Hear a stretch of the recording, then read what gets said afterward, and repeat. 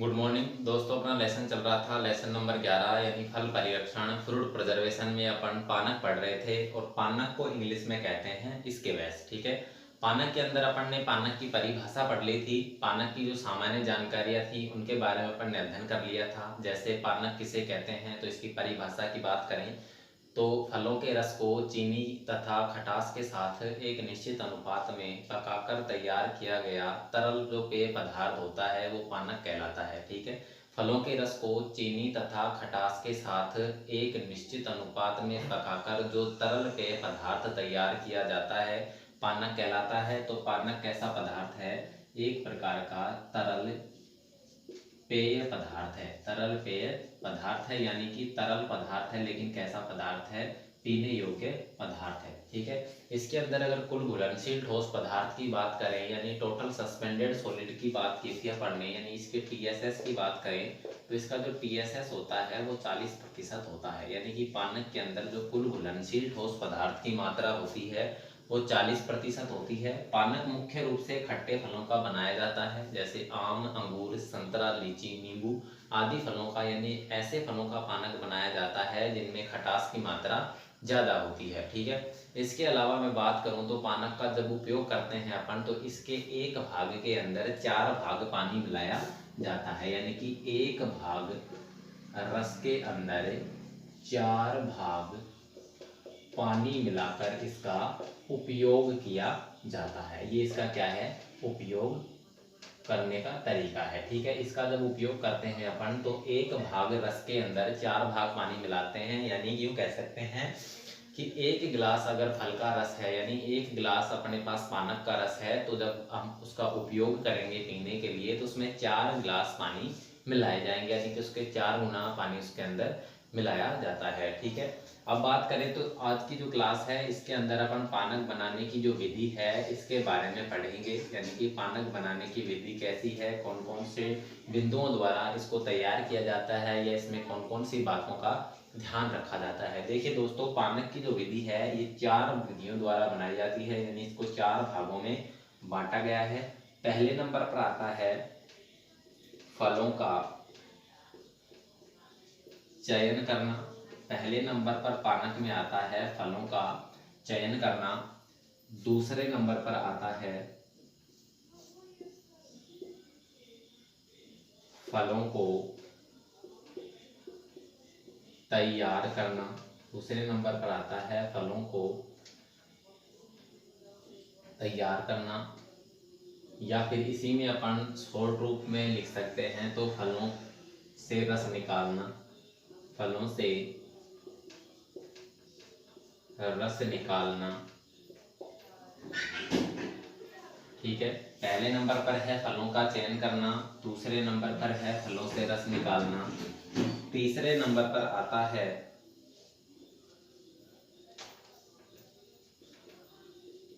चाशनी बनाना। तीसरे नंबर का जो बिंदु है वो आता है चाशनी बनाना। और लास्ट चौथे नंबर पर आता है चाशनी में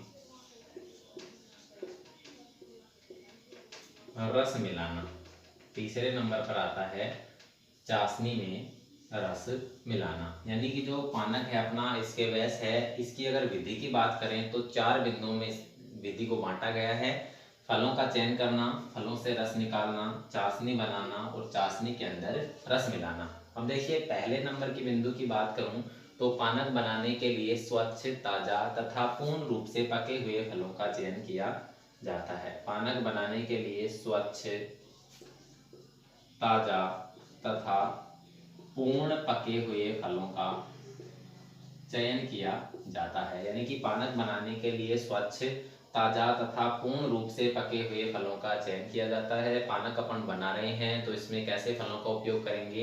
इसमें स्वच्छ, ताजा तथा पूर्ण पके हुए फलों का चयन किया जाता है और इसमें मुख्य रूप से खट्टे फलों का चयन किया जाता है, जो अपने पिछली क्लास में पढ़ लिया था। दूसरे नंबर पर आता है फलों से रस निकालना। जब अपन फलों को चुनाव कर लेते हैं, उनको जब अपन चयन कर लेते हैं उनका, तो दूसरे नंबर पर आता है फलों से रस निकालना। तो देखिए दोस्तों, जो चुने गए फल हैं, जिन फलों का अपन ने चयन किया है चुने गए फलों का छिलका उतारा जाता है और छिलका उतारने के बाद उनके छोटे छोटे टुकड़े करके रस निकालने वाली मशीन यानी कि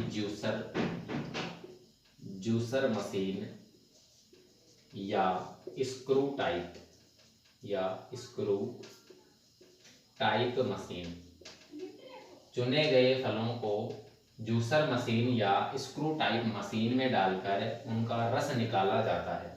जूसर मशीन या स्क्रू टाइप मशीन में डालकर फलों का क्या निकाला जाता है? रस निकाला जाता है। तो स्क्रू टाइप जो मशीन आती है ये रस निकालने की क्या है? मशीन है। फलों का चयन करने के बाद फलों का छिलका उतारा जाता है, उनके छोटे छोटे टुकड़े किए जाते हैं और उसके पश्चात रस निकालने वाली मशीन यानी जूसर मशीन या स्क्रू टाइप मशीन में डालकर उनका रस निकाला जाता है। तीसरे नंबर पे जो बिंदु आता है वो आता है चाशनी बनाना। तो देखिए दोस्तों, फलों का जब रस निकाल लिया है अपन ने तो इसमें क्या है कि रस और इसमें चाशनी यानी रस और चाशनी और खटास को मिलाकर क्या बन रहा है? पानक बन रहा है। रस अपन ने निकाल लिया है और अब अपन को क्या बनाना है? चाशनी बनाना है। तो देखिए चाशनी की बात करूं मैं तो फलों के रस के हिसाब से यानी कि फलों का जितना रस है उसके आधार पर या उसके अनुसार चीनी डालकर चाशनी बनाई जाती है। यानी कि फलों के अनुसार या फलों के रस के अनुसार चाशनी बनाई जाती है। यानी कि फलों के रस के अनुसार उसके अंदर क्या मिलाई जाती है? चीनी मिलाई जाती है और चीनी से क्या बनाई जाती है? चाशनी बनाई जाती है। ठीक है, फलों के रस के आधार पर या फलों के रस को देखते हुए उसमें चीनी डाली जाती है। चीनी डालकर उसकी चाशनी बनाई जाती है। अब देखिए जो चाशनी अपन बना रहे हैं, जब चाशनी के अंदर जब उबाल आ जाता है, चाशनी में जब उबाल आ जाता है तो उबाल आने के बाद इसमें क्या डालते हैं? चाशनी में जब उबाल आ जाता है, उबाल आने पर इसमें नींबू का रस डालते हैं। चाशनी के अंदर उबाल आने पर चाशनी में नींबू का रस डालते हैं और इसकी मात्रा कितनी है? 20 ग्राम प्रति किलोग्राम रस। 20 ग्राम प्रति किलोग्राम रस के आधार पर इसमें क्या डालते हैं? नींबू का रस अपन डालते हैं। देखिए फलों के रस के आधार पर या फलों के रस के हिसाब से चीनी की चाशनी बनाई जाती है। चाशनी का जब उबाल आ जाता है, चाशनी जब उबलने लग जाती है तो इसमें नींबू का रस डालते हैं। नींबू का रस कितना डालेंगे? 20 ग्राम प्रति किलोग्राम फल रस के हिसाब से। यानी कि फलों का रस अगर 1 किलोग्राम है तो 20 ग्राम इसमें क्या डालेंगे अपन? नींबू का रस यानी कि सिट्रिक अम्ल डालते हैं। अब चीनी कितनी डालनी है उसकी मैं एक छोटी सी आपको सारणी बना दूंगा। चीनी कितनी डालनी है, पानी कितना डालना है, ठीक है, वो छोटी सी सारणी के आधार पर मैं फलों के आधार पर बताऊंगा। जैसे जितनी खटास की मात्रा है तो चीनी की मात्रा उतनी अधिक होगी। कम खटास वाले फल हैं, कम खट्टे फल हैं तो चीनी की मात्रा उतनी ही कम होगी। ठीक है, अब चाशनी में अगर उबाल आ गया है तो नींबू का रस डाल दो। अब इसके बाद में जब चाशनी 70 डिग्री ब्रिक्स तक पहुंच जाती है, यानी कि ये किसका तापमान है? इसके गाढ़ेपन का तापमान है, गाढ़ापन। ठीक है, इसका क्या है? गाढ़ापन, या इसे कह सकते हैं तापमान। यानी कि चाशनी जब 70 डिग्री ब्रिक्स तापमान तक पहुंच जाती है तो अपन अपनी भाषा में यूं कह सकते हैं कि जो चाशनी है वो 70% गाढ़ी हो जाती है। तो समझना चाहिए कि अपनी चाशनी बनकर तैयार हो गई है। इसके बाद में चौथे नंबर पर आता है चाशनी में रस मिलाना। चाशनी के अंदर क्या मिलाएंगे? रस। देखिए रस निकाल लिया, चाशनी बना ली, अब चाशनी के अंदर रस को मिलाना है। तो चाशनी को ठंडी करने के पश्चात जो अपने पास चाशनी है, इस चाशनी को सबसे पहले क्या करेंगे अपन? ठंडी करेंगे। चाशनी को ठंडी करके इसके अंदर रस मिलाया जाता है। चाशनी को ठंडी किया जाता है। ठंडी होने के बाद इसके अंदर रस मिलाया जाता है। रस मिलाने के बाद इसमें प्रतिरोधक या फिर परिरक्षित पदार्थ, इसके अंदर परिरक्षित पदार्थ मिलाया जाता है। अब परिरक्षित पदार्थ क्या है? देखिए दोस्तों, जो परिरक्षित पदार्थ है ये है पोटेशियम मेटाबाई सल्फाइड। पोटेशियम मेटाबाई सल्फाइड इसके अंदर मिलाया जाता है।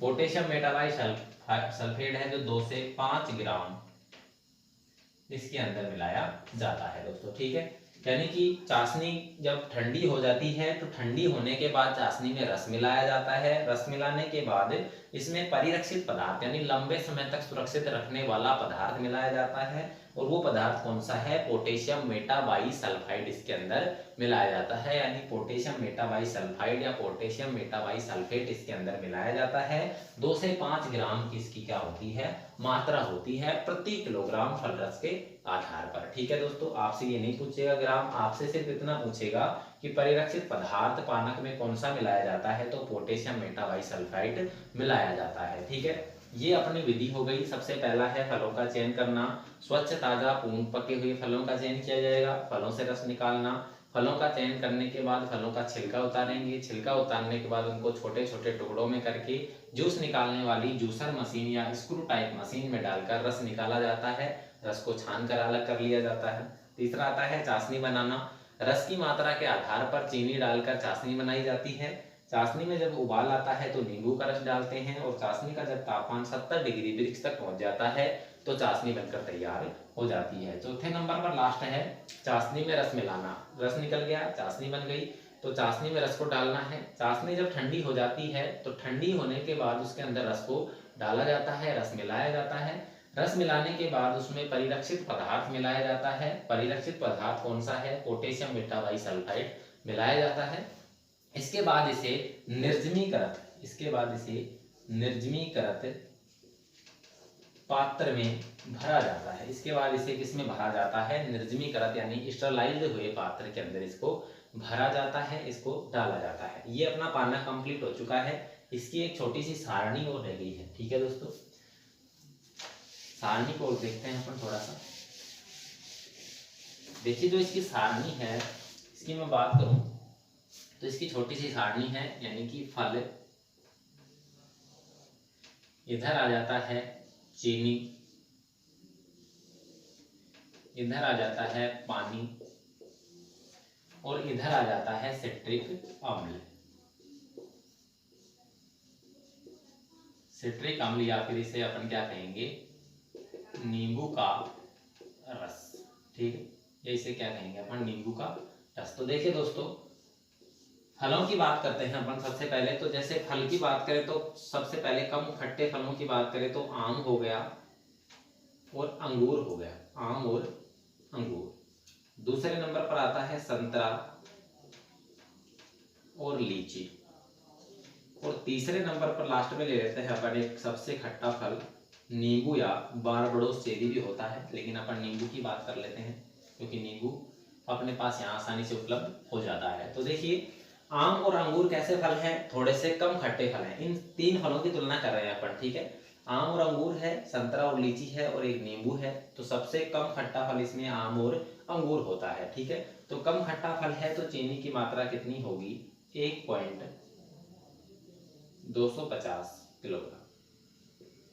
या फिर इसे अपन अगर मोटे मोटे तौर पे पढ़ें तो 1.5 किलोग्राम इसे अपन कर सकते हैं। यानी कि कम खट्टे फल हैं, आम और अंगूर जैसे कम खट्टे फल हैं, तो इसमें 1.5 किलोग्राम चीनी। पानी की मात्रा जो होगी वो होगी 1 लीटर, ठीक है। पानी की मात्रा 1 लीटर। और सिट्रिक अम्ल होगा जो 20 ग्राम प्रति किलोग्राम रस के आधार पर होता है। अब संतरा और लीची की बात करें तो संतरा और लीची थोड़े से कम खट्टे फल हैं, ठीक है। संतरा और लीची थोड़े से क्या है? कम खट्टे, तो सॉरी थोड़े से अधिक खट्टे फल हैं। तो अधिक खट्टे फल हैं किससे? आम और अंगूर से। तो यहाँ चीनी की मात्रा 1.5 किलोग्राम है तो यहाँ 1.750 किलोग्राम हो जाती है। यानी कि यहाँ पर 1.25 किलोग्राम के आसपास चीनी डलेगी। पानी वही होगा 1 लीटर और 20 ग्राम प्रति किलोग्राम फल रस के आधार पर क्या होगा? सिट्रिक अम्ल होगा।